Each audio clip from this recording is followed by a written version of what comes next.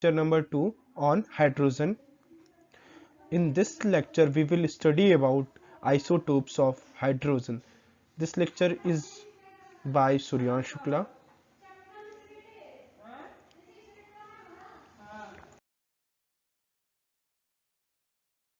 इस लेक्चर पे हमारा फोकस किस पे है? आइसोटोप्स ऑफ हाइड्रोजन के ऊपर है।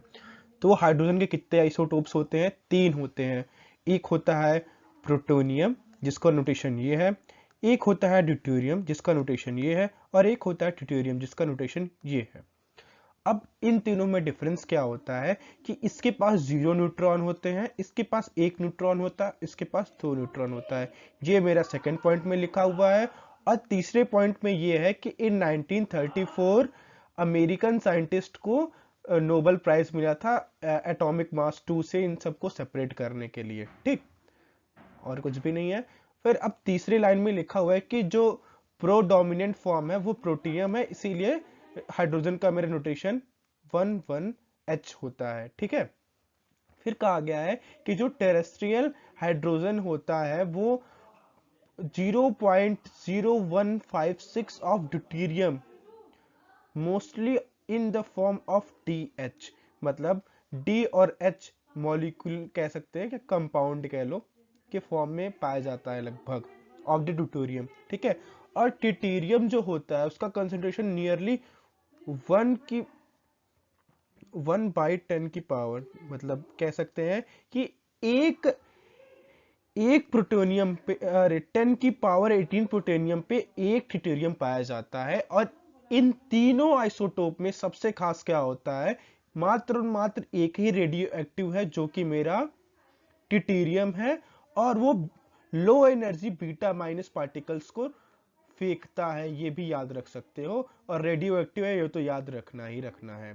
फिर अब जो हाफ लाइफ होती है इस ट्यूटेरियम की वो 12 ईयर 12.33 ईयर्स होती है। अब नेक्स्ट स्लाइड की तरफ जाते हैं हम लोग।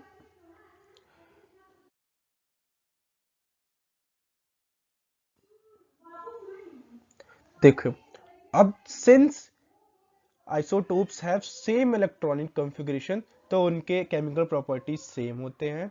ठीक, सिर्फ डिफरेंस किस में रहता है? रेट ऑफ रिएक्शन में। और रेट ऑफ रिएक्शन क्यों होता है? बॉन्ड डिसोसिएशन एंथैल्पी की वजह से। और क्योंकि बॉन्ड डिसोसिएशन एंथैल्पी का जो ऑर्डर है वो ये रहता है। ठीक, बॉन्ड डिसोसिएशन एंथैल्पी, इस वजह से ऐसा होता है। और फिजिकल प्रॉपर्टीज में तो वो डिफर करते ही हैं सिग्निफिकेंटली, अब वो दिखाएंगे। अब एक बात याद रखना है, एबेंडेंस को छोड़ करके, जिसमें वो जिस मात्रा में पाए जाते हैं उसको छोड़ करके हर एक फिजिकल प्रॉपर्टी का ऑर्डर तुम्हारा यही मिलने वाला है, तुमको ये याद रखना है। ओके, और यही नेक्स्ट स्लाइड मेरी प्रूव करती है, जिसके डेटा है कि रिलेटिव अबेंडेंस के अलावा हर एक प्रॉपर्टी देख लो तो यही ऑर्डर है तुम्हारा, यही ऑर्डर है हर एक प्रॉपर्टी में। तो तुम्हें याद हो गया एक ही बार में, सब कुछ मैंने तुमको याद करा दिया।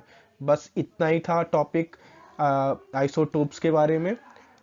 अब थोड़ा सा हम ऑकरेंस देख लेते हैं DH2 का। ओके,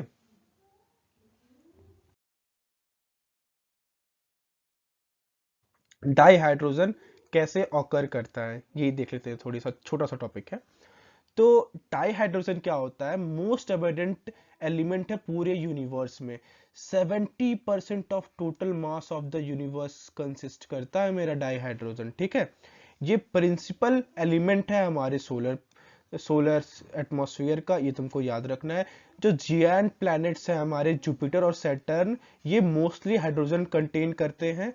ठीक है, देखो ये हमारे अर्थ पे भी बहुत ज्यादा मात्रा में है, लेकिन चूंकि ये बहुत लाइट होता है तो बाई मास सिर्फ 0.15% ही है बाई मास। ठीक, अर्थ एटमॉस्फेयर में।